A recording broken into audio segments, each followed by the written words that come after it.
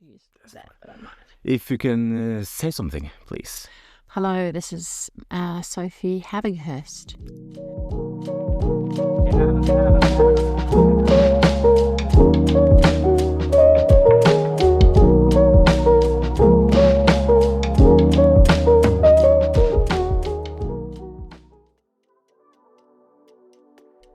Welcome to the podcast Corner of Special Education. My name is Karsten Skrulle-Gundersen, and I wish you a most warmly welcome to my Corner of Special Education. The final ordinary episode of this season is split in two. In this episode, Volume 1 of the season final, you will hear my conversation with Sophie Havighurst, professor at the University of Melbourne and child clinical psychologist and leader of the Tuning into Kids program. I wanted to learn more about this program, behavior problems, what these behaviors mean, and how to best meet them, among other things. With that, my conversation with Professor Sophie Havighurst. With that, I would welcome to a new episode in the podcast, The Corner of Special Education. And as the title of the episodes indicates, and this is an episode in the series Let's Talk About. And today's topic is tuning into kids. And for the first time, I have a guest from New Zealand. Yeah. So, and I'm sitting in Oslo, and we have a mic between us. So I'm quite thrilled about today's guest having taken the time to participate in my little podcast. But with that short introduction, if you would like to do a short introduction of yourself, who you are and your role. Thank you. My name is Sophie Havighurst, and I am a New Zealander. I live in Australia, just outside of Melbourne. I'm a professor at the University of Melbourne and a child clinical psychologist. And I have been involved in the Tuning into Kids program since its beginning. So myself and Anne Harley, who is my original co-author of the program, we began this work in 1999. Imagine that. 25 years ago, when we both had, from our different angles, Anne is a parent educator and I'm a clinical psychologist. I was interested in prevention and promoting children's emotional development. I had moved from New Zealand to Australia to do a PhD exploring this, and Anne had been working for many years in parent education. And we both came at this because we weren't enamoured by the approach being taken, the main approach being taken around responding to children's behaviours, which was to use more behavioural approaches where you might use timeout, planned ignoring, or just focus on what was reinforcing children's behaviour or trying to reduce reinforcement of bad behaviours. And we had both come across this lovely work by John Gottman and Lynn Fain-Zieber-Katz and Carolyn Hooven, who had written this beautiful book, which was a story about meta-emotion, how families communicate around emotions. And we had both separately come across this book. I came across it in about 1997, and I read this book and just went, this is the theory, this is the underlying idea that I want to base a program on, a parenting program on. Because what I read was the way we move toward emotions with kids, the way we see kids' sadness or their anger, and what we do when they're angry, the way we move toward them or move away from them or punish them, however we respond to their emotions, it lets them know that's okay to feel that way, or you're okay having that emotion or not. And so I was really excited when I first read this work. And Anne had also come across it around the same time. It was published, I think, late 1996, 97. We both come across it and we both had mutually had this interest. And when I moved to Australia, my PhD supervisors and also a woman by the name of Lynn Littlefield, who was leading the Victorian Parenting Centre at the time, I had gone there to say, I really want to do this work. And she said, well, I have a colleague who really is interested in the same theory, the same idea. I think you two would really like each other. And she put us together. And that was the beginning of us going, let us take these ideas, that the way we communicate around emotions with our children, that this actually shapes their emotional development. And let's develop a way of helping parents to think, what can I do differently here? Can we teach people to actually shift the way they feel and react when a child is angry in a way that actually will help a child to understand and regulate and manage that anger without it being destructive? So we were both really interested in that, and we began that back in 1999 when we first began creating our program. So it was initially called Essential Parenting and Raising Emotionally Intelligent Children. And we started off sort of just getting a bit of an idea of whether this would be appealing to parents. And we did initial kind of tests and, ran some groups because we wanted it also to be part of a group delivery so that you would have, 6, 8, 10 parents come along and talk about, learn about emotions and responding to emotions. And in particular, we wanted to teach them how to use these 5 steps of emotion coaching that Gottman and Katz and Hoven's work had actually shown was related to children developing good emotional competence. So, should I tell you about these 5 steps? Yeah, absolutely. But first of all, I would I gave myself a task before at the beginning of our conversation to just thank you for taking the time, because I know you have a very busy schedule.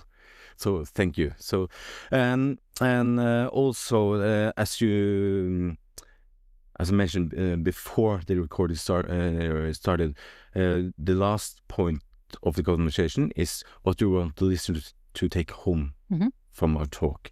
So I would just usually mention it in the conversation, but yes, John Gottman and the 5 steps of emotion coaching. Yes, this was and their work found that what really facilitated children's emotional competence, so that is being able to understand how I feel, like I can tell how I'm feeling. My body feels like this. I'm feeling worried in my tummy here, or I'm feeling sad in my shoulders, or I'm feeling angry in my fists. So children being able to be aware of those sensations and know and be able to name those emotions, and then being able to manage how they express those emotions, that certain ways of parenting were related to that really developing in kids. And in particular, they found that when parents use this emotion coaching approach, that really helped kids to learn to listen to their emotions.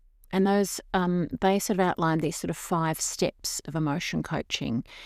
And these 5 steps are that, first off, when there are emotions, parents move toward, and when I say the word parents too, I mean anyone raising children.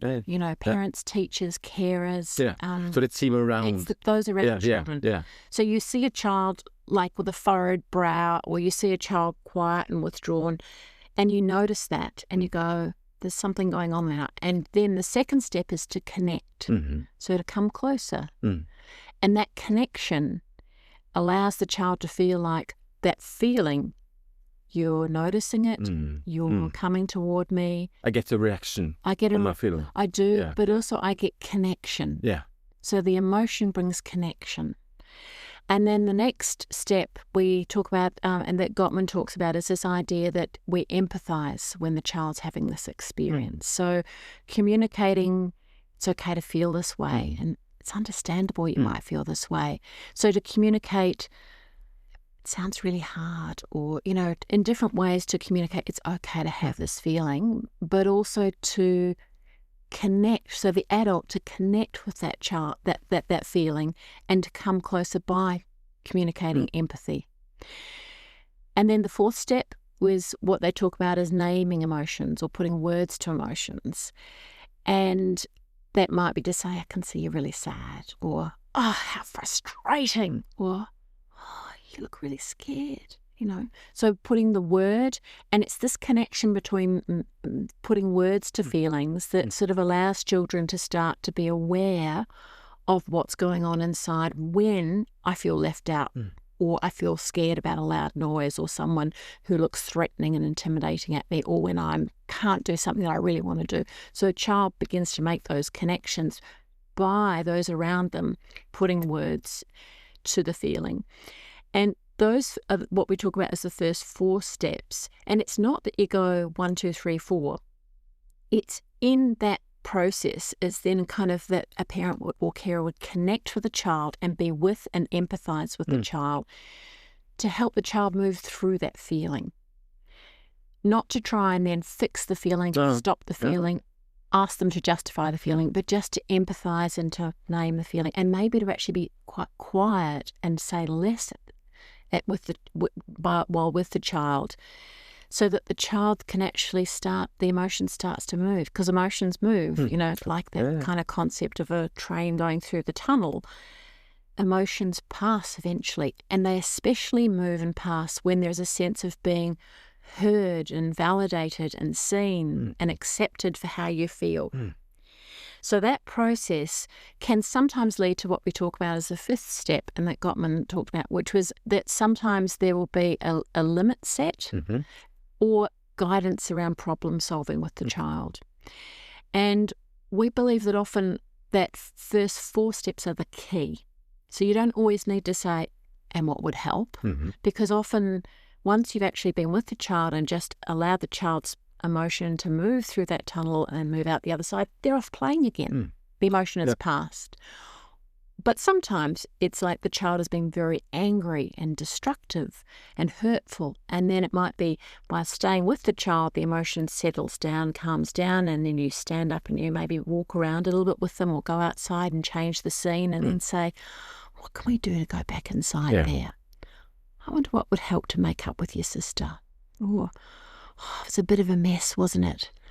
I wonder what we can do to fix up what happened inside. So there's a process of working through and repairing and addressing what might have happened. But you don't always need that. So that's the 5th step. That is. Yeah. And I think that, for we all encountered situations where something has happened and the child or oneself is frustrated, you're angry, and after those feelings have leveled down, maybe you see back and you see that, and you have a reaction of maybe a sadness because of the actions that you like. Or how you reacted when you were angry. So I think that it's like you said, that it's the 5th step is it's not mandatory, but it's a good last step to have in that toolbox. As a possibility. As a possibility. And I think one of the really important things, as we've applied these 5 steps to helping guide parents and carers, I think the idea is that it's not that you have to solve the problem, it's that in the connection with the child and the acceptance of the emotion and your presence without judging or telling them off or punishing them, going straight to that kind of response. In that process, you allow the child to calm and then maybe to go, dear, what have I done?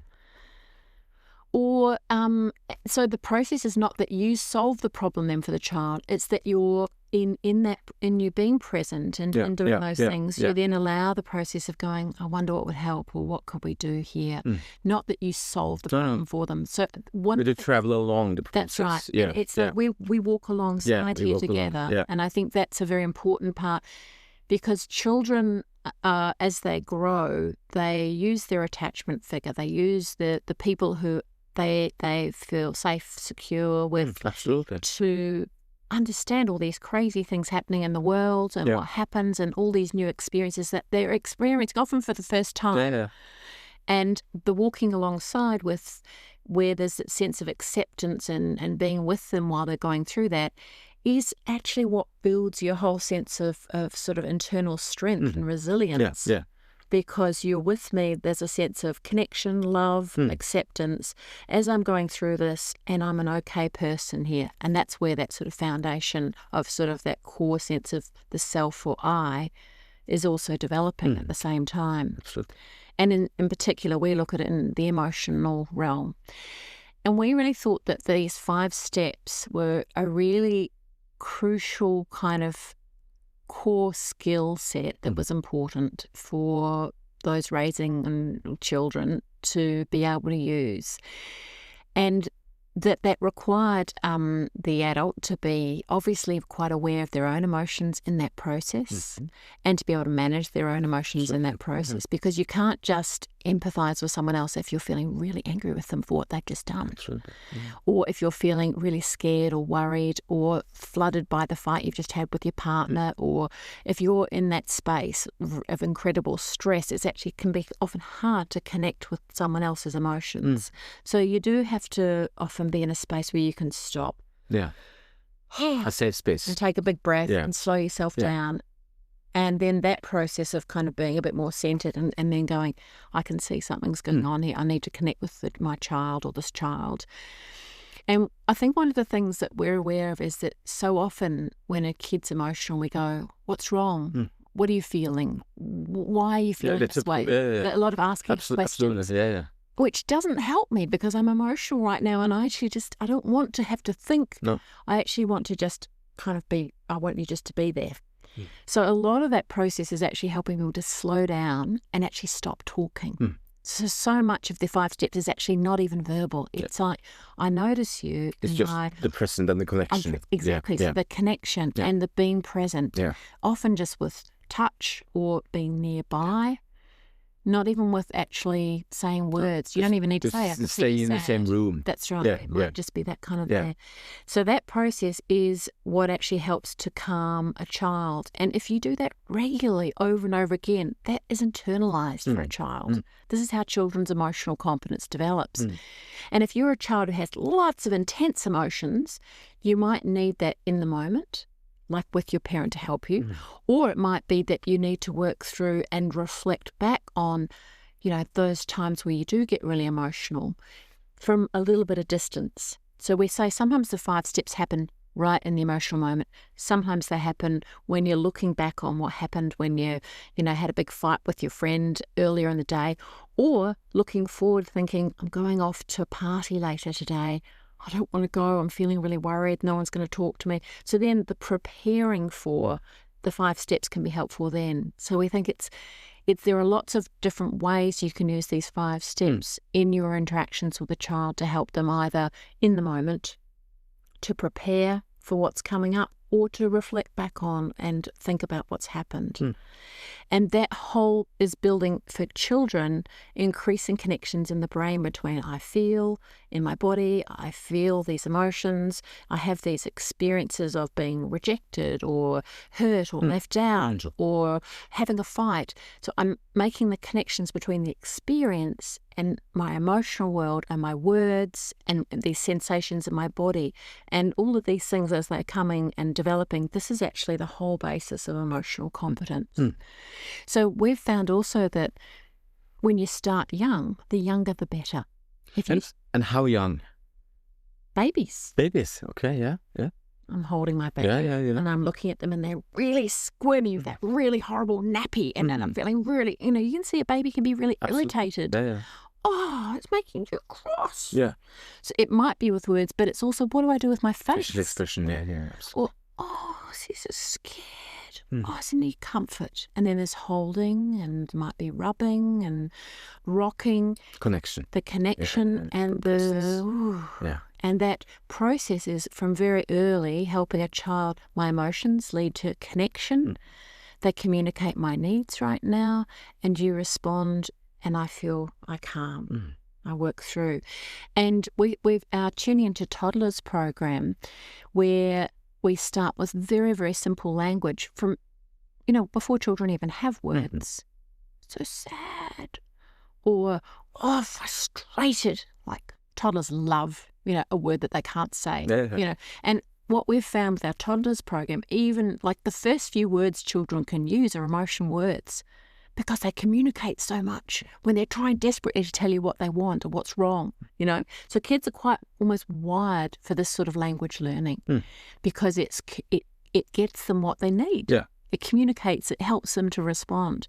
So we've actually found our toddlers program, and it's pretty amazing. With our toddlers program, we've probably got the quickest changes, the most rapid shifts in both, because I think when we've got young children, we're more open. Like oh my God, I'm becoming a parent. What am I doing? But I'm also open to learning. We're not fixed in all our habits and patterns.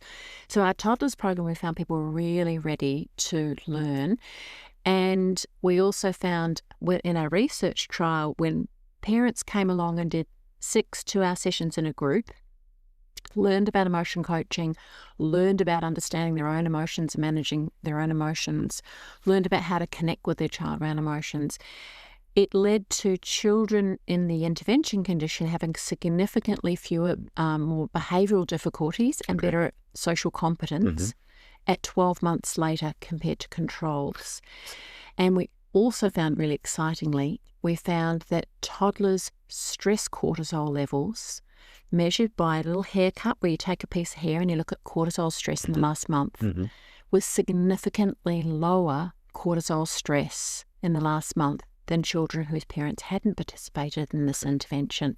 So just that process of parents learning about using these 5 steps of emotion coaching and looking into how they look after themselves around emotions and how to regulate and manage their own emotions, that process led to toddlers having a different biological pathway, less stress, which we know early, this is all about wiring. Yeah. So exciting. Absolutely. So that's why we think, the toddlers program is amazing. So we have a tuning into toddlers program. We have a tuning into kids program. We have a tuning into teens program. Yeah. We have a version just for dads, which has been really interesting. We just had this really exciting trial in Australia where it's being used by 40 different professionals running dads tuning into kids in their organisation. Some have been in Indigenous prisons, in court-ordered situations for fathers, in mining areas. We have this fly-in, fly-out dads who go in, come and do a parenting program, a dad's program, in community settings, in different cultural settings with different, translations. In some of the groups were with dads with very little literacy. And fathers learning this and learning about this, often talking about emotions and learning to respond to their children's emotions, they're reporting that it's leading to really significant changes for them especially. Yeah, because that was one of the thoughts while you were talking now, how by participating in a program like this, and how it reflects on yourself, on your inner self. And so I think that's quite interesting because if you are in tune with yourself, I would say that also the children would catch up on that. And so if you are in distress, of course, why are you dad? Why are you distressed? Yeah. But if dad has a big breath first or just goes, actually, I'm just going to go to the toilet quickly before I deal with this situation because I'm feeling overwhelmed. Not that you have to always separate, because I think sometimes you can actually just stand up and walk around the room, take some big breaths, stretch your body, close your eyes, lean back in your chair for a moment, count for 10 in your mind. Those things that slow you down is often enough to shift you from a distressed or an angry reaction to... Actually, I'm going to use those 5 steps that I was learning. Oh, what am I going to do? He's really angry. I'm still really angry. I can't deal with it yet. But we're both really angry, aren't we, right now? I can see that. let's go kick that ball outside for a bit, okay? So sometimes we do need to move to regulating. What can we do to lift steam, for example, before we can talk about how frustrated you got when you were trying to build that. Let's go for a run. Yeah, we need to actually move our bodies before we can actually think about what just happened there. And so, I think it's wonderful when part of what we do is we reflect that so much is how do we manage these emotions ourselves, and when we see, say, our child really sad, are we like, don't be sad? Is that our reaction? Or can we actually go, it's okay, my child's feeling sad. It hurts to see that, but I'm going to connect with them and stay with that. And I'm not going to fix their sadness. I'm going to be with them. Yeah. It's a very different philosophy. Absolutely. I was thinking, do you think that because you have been running this program since 25 years. 25 years, yeah. And how do you see that, is the conversation around emotions and dealing with emotions from during that time? It's amazing. Yeah, I can imagine. When Anne and I started doing this work, we were fringy, touchy-feely, surely that will have no evidence, that won't work. People were quite sceptical about whether this would actually be effective. Are people scared? Maybe, I think sceptical, thinking this is rubbish, this is not going to work, a bit more critical. Yeah. And so one of the things that Anne and I and our team have done is that we've gone, okay, we've got to get evidence to show it works. Part of the whole thing of doing randomized control trials, which we've done many in different versions of our programs over 25 years, is that we've been able to show this works. So this is effective in reducing children's behaviour problems and reducing their anxiety, in improving their emotional competence. We've actually measured that through parents' report, teachers' report, measuring things with children, looking at parent-child interactions changing. So when you collect evidence, you can show that. Absolutely. It actually, what has happened is that we got the credibility. Because a lot of that is, you've got to show that it works, and that builds credibility. Yeah. So we find that many organisations can only use evidence-based programs because they have the credibility, they have the evidence to show they work. Yeah. So it's been wonderful that we've done a lot of, research over the years to show that this works with dads, with teens, with kids who had lots of really complex and difficult trauma. So we've done all these different sorts of studies. And therefore an organisation can say, right, that's a program that has been shown to work in a similar population or a similar families or similar settings. And so that credibility has been essential. Crucial. Yeah. Yeah. From this is a good idea that as you listen, you're probably going, yeah, well, I get that. I get that when someone really validates my feelings, it feels good and I can help move. Like in a good friendship, right? A good friend is usually someone who will actually connect with you and hear you and validate how you feel, not fix or try and give you all the advice, because sometimes that's like, don't do that. I don't want advice. I just want you to hear me. A good friend will often do that. So we know what it feels like to have that experience of someone connecting with us and caring and making us, so we feel good about the fact that we have all these complex feelings, but we still feel like accepted by this person. So we know what that feels like. We were able to show not only just does this idea make sense and feel right, it actually is effective as well. Yeah, heard proof. That's key. Yeah. So it's been really interesting because Christiana Kehoe and Anne Harley and myself and our team, we have a team of trainers in Australia who train online and face-to-face, and also we've got a team here in Norway who train lots of professionals. So when we first started training, you would often have a whole bunch of professionals sitting at the front of the room just with their arms crossed looking at you like, this is rubbish. You've actually got to put kids in timeout. That's the only way you're going to change difficult behaviour. And over time, that has changed. People no longer view there's only one way to address children having challenging behaviours. You can also use this approach, which is about actually when you connect regularly with the children and you look at the emotions that underlie their challenging behaviour, like feeling scared or feeling rejected or feeling very worried about what's happening at home right now and it leads to my challenging behaviour, or feeling just really sad at being no friends at school, and that's why they act out. So if you can understand those underlying feelings, then we can address the challenging behaviours and they drop. Yeah. You don't have to go straight to the behaviour. You look at the underlying feelings under the iceberg. So we were able to show that this approach worked. In fact, we did one research trial we did was comparing a behavioural parenting program with the Tuning into Kids program. Mm-hmm. And we actually found they led to the same, both were effective in reducing challenging behaviours. So, which is fantastic. Absolutely. The main difference that we found is that when parents also had emotional difficulties themselves, they did better with the Tuning into Kids program. Okay. I see. So, yeah. It's interesting. So, you mentioned the 5 key steps. Mm-hmm. So, has there been any thoughts regarding either the content of the steps or the number of steps? Don't think so. I mean, I think I don't even think they're steps, really. They're labelled as steps. Yeah.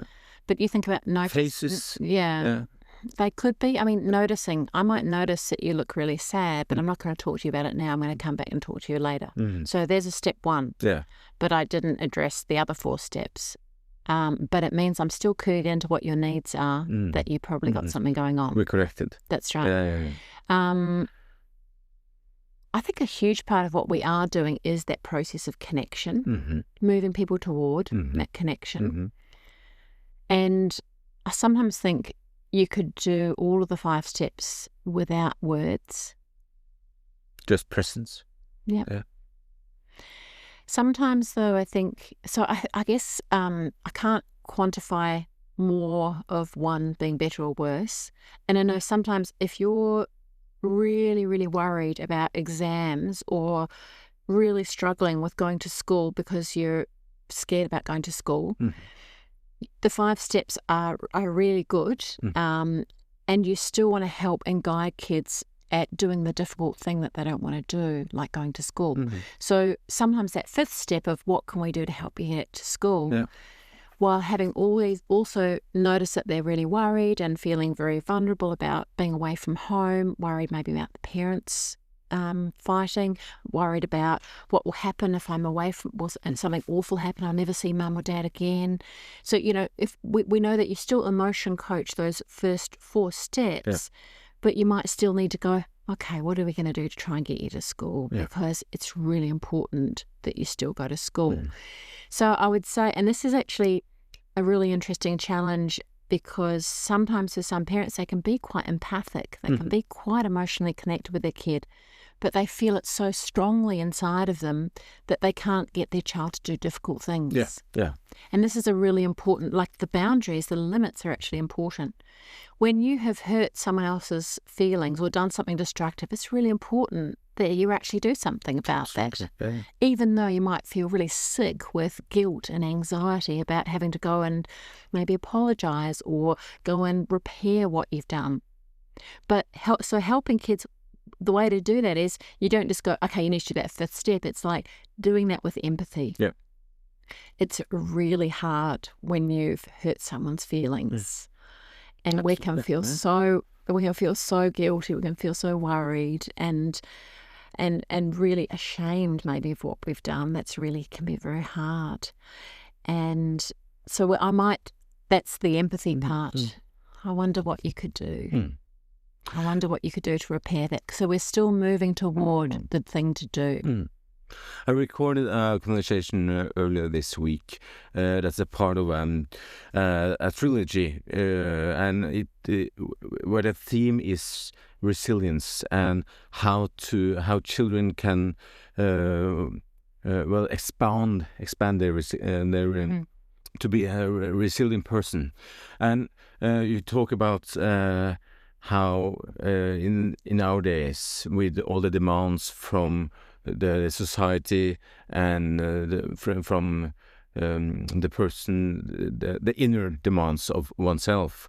And I mean, just in the context of emotions and to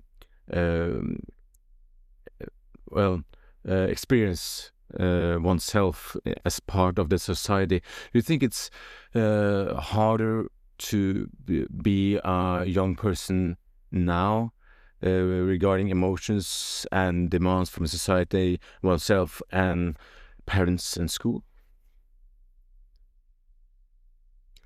I would think there might be more acceptance of diversity, of different feelings, and maybe I'd say it may be a little better. Yeah. That's my feeling. I think there's more avoidance. I think people escape a lot and don't face difficult things. Yeah. So the resilience maybe is not there because they don't escape from the situation. That's right. Okay, yeah. And I think one of the really interesting things is that as people become maybe more aware of kids' emotions, more accepting of their emotional needs and addressing those, there has been a shift to being maybe more permissive, and therefore kids don't have to address a lot of difficult things in their lives. So it's gone from being quite a tough parenting experience where, too bad, you've got to go do that. Yep. Don't care what you're feeling, you've got to X, Y, and Z. So from that's where, probably in our grandparents' generation might have been doing that. And then what's happened has been a shift knowing that she was really bad. It wasn't helpful at all for children's development on a whole range of different outcomes. So I think in that sense, things are better. Yeah. And then what happens, though, is we've ended up with maybe kids being unable to tolerate difficult emotions because they're, darling, you can just have a phone, have an iPad. You don't have to do that. Come on, have something to eat. That really trying to take away the feeling. And we don't need to do that. Yeah. I can still be with you through your hard feelings. It's actually the connection. So I think the problems are probably that there's been a shift to maybe that more of a permissive society that doesn't actually still help kids. Yeah. And that's where the resilience, I think, maybe can be a bit not lacking, but lower when children can't work through hard things.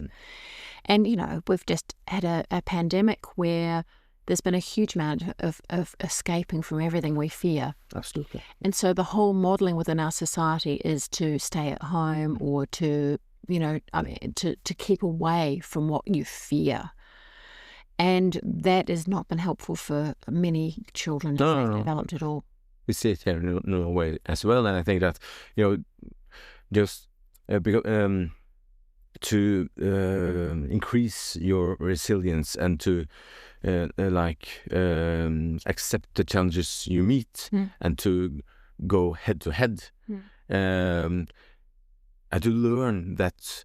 If you meet all through life, you will meet different challenges, and you must go head to head in one way or another. Because if you just all the time just keep escaping, first of all, you won't learn anything, or you will, or said in a different way, you will learn, but not in the right way. No, not too much. And so much as we have to work through the hard things in life to get through them, because that's where our growth happens. Yeah. That's where connection with people happens. This is where goodness happens. It's through the tunnel. Yeah. It's, staying with it.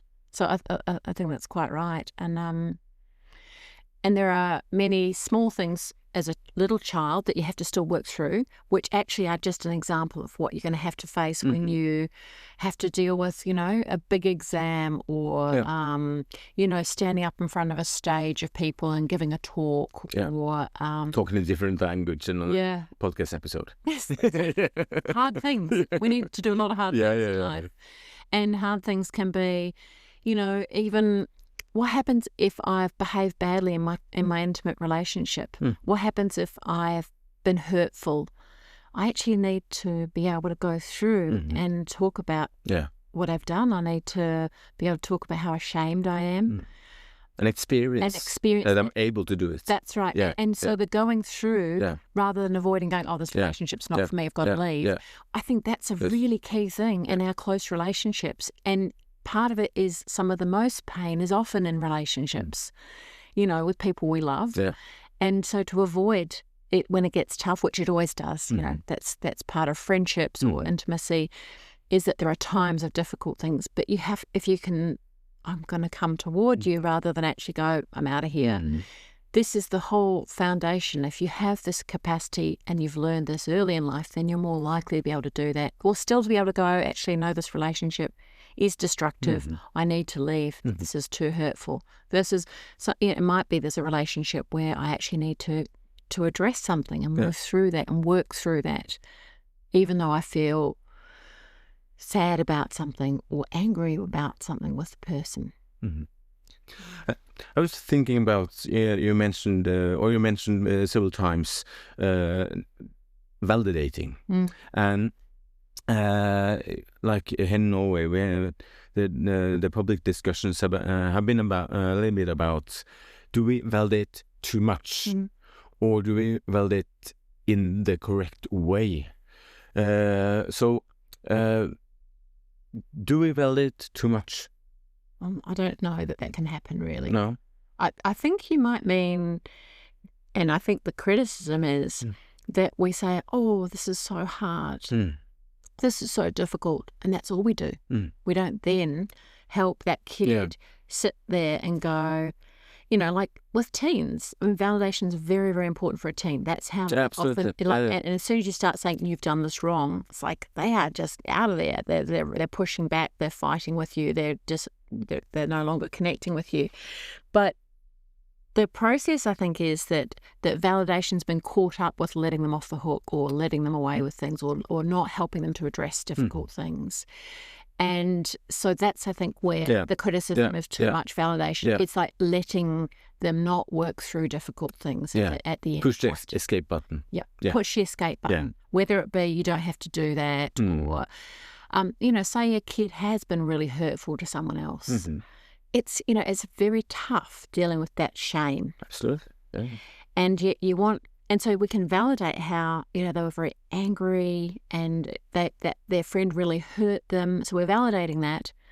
But if that's all we're doing and we're not also helping them to work through that they actually then screamed at their friend and punched them or really were very destructive or left them out of a social, you know, interaction and have rejected and hurt that friend. If we can't help them move through, and what could you do next? What could you do about that? Is that where you want to leave it? Then a kid there's the validating their feelings on the one hand, but not also addressing being a good human being. Yeah. And that's, I think, what the criticism is probably too much validation. Yeah. Because I don't think you can actually validate too much. No.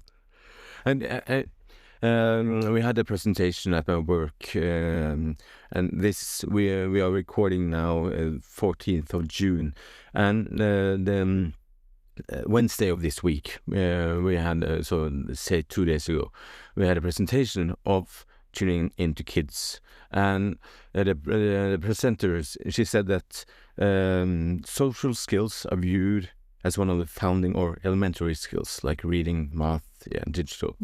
And is that a part of tuning into kids program, the theory, or?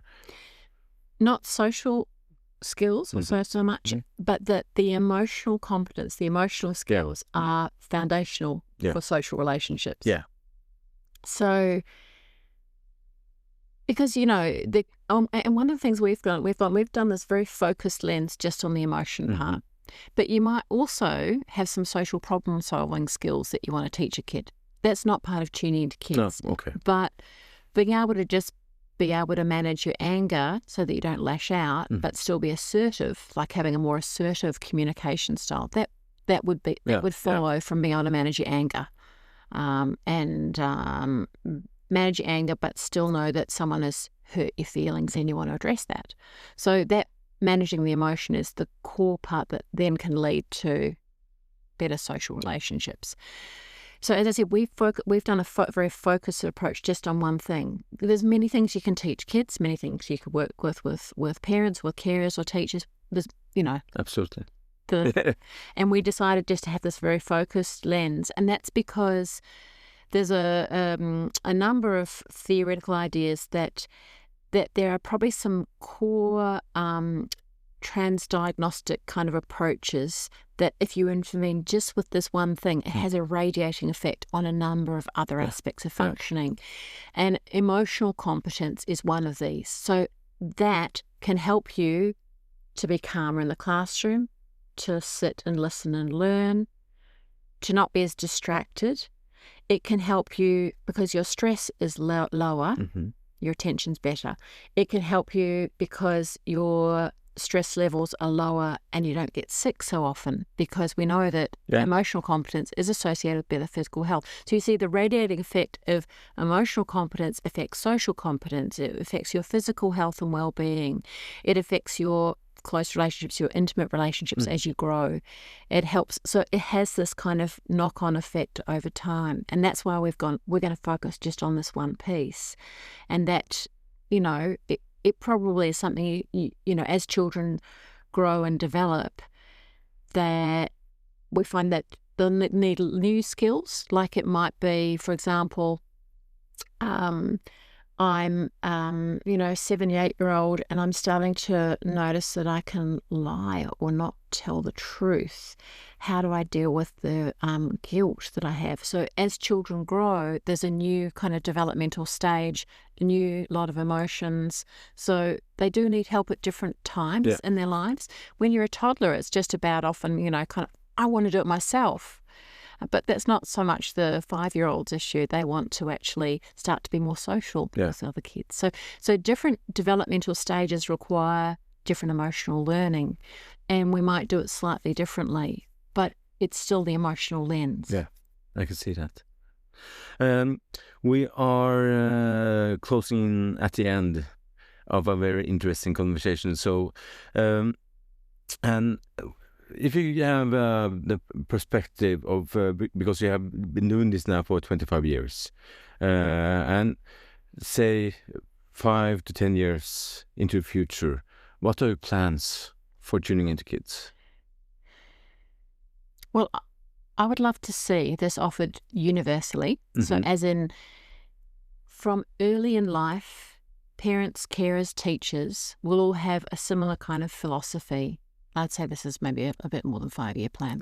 But there's a similar philosophy across how we're raising children, which includes more of this focus on emotion, but also guidance around, boundaries and limits as well. That we would have that in toddlerhood, in preschool, in primary school, in secondary school, so throughout development, that we would offer this for whomever was in a parenting role, and not just one parent, but, more if there's another parent as well, and teachers. So I'd like to see that probably across the system, that children are growing and across ages and stages and universally offered. And it's interesting because this works really beautifully when it's offered in schools or kindergartens, because it becomes a culture where actually we start to move toward emotions. We're not so afraid of emotions any longer. That's probably what I'd like to see, is a cultural change where we don't shy away from difficult feelings in our relationships with children, with our friends, with our partners, with ourselves. And that, I think, is a cultural change that I really hope to see in 5, 10, 15, 20 years. And I think we've seen huge change since when Anne and I first started 25 years ago. Crossing fingers. For the, as I said earlier in the conversation, the last point of this talk is a regular one. And what do you want the listener of this episode, what do you want the listener to take home from this conversation? Okay, I'll give you a couple of things I think are good as take-home points. So noticing emotions in yourself and slowing yourself down, like we talk about building in a pause, counting to 10, taking some slow breaths, taking a drink of water, even that swallow reflex has actually helped calm me. So things that you can do to pause before you react when you're interacting with a child around emotions is really a good starting point. The second part, I think, is that when children are emotional, think of that as a time for connection. So can I come in a bit closer? Can I say less at that time? Maybe I just want to empathize a little. This looks really tough. This looks really hard. So I think probably that pausing for yourself, connecting and using that empathy, and then allowing children time to move through the feeling. You don't have to fix the feeling. You have to stay with the feeling with your child. If the child is very angry, you might need to give guidance. What can we do to outlet? Right? Can we go and kick a ball? Can we move? If they're very worried, can we take some big breaths? Can we hold on to something that's going to help us really focus on our senses here, rubbing our hands together or playing with a necklace or something like that? We might need to give our child a little bit of guidance around that. So we sometimes need a bit of help with kids to actually move through difficult feelings. But sometimes it's just about sitting with that feeling with our child. Excellent. Thank you. And do you have last point is kind of a tip of the day, if you have a book or a website, including your own website, which I've been reading through in preparation for this conversation. Do you have a tip of the day that you would like to pass on? I think for me, for today, it is when you see another person, you're a child, who you feel like there's something going on there, move toward them and connect with them. Excellent. And with that, I would once again like to say thank you very much for taking the time and for a very interesting and educational conversation for myself and hopefully also for the listener. So with that, I would like to, Thank you for having me. It's been a pleasure to have the conversation. Excellent. Thank you. Bye-bye. Bye.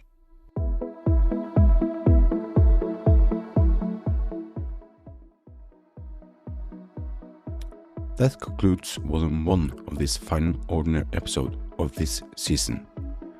But before our ways part, remember to follow the podcast on Spotify, where you listen to podcasts.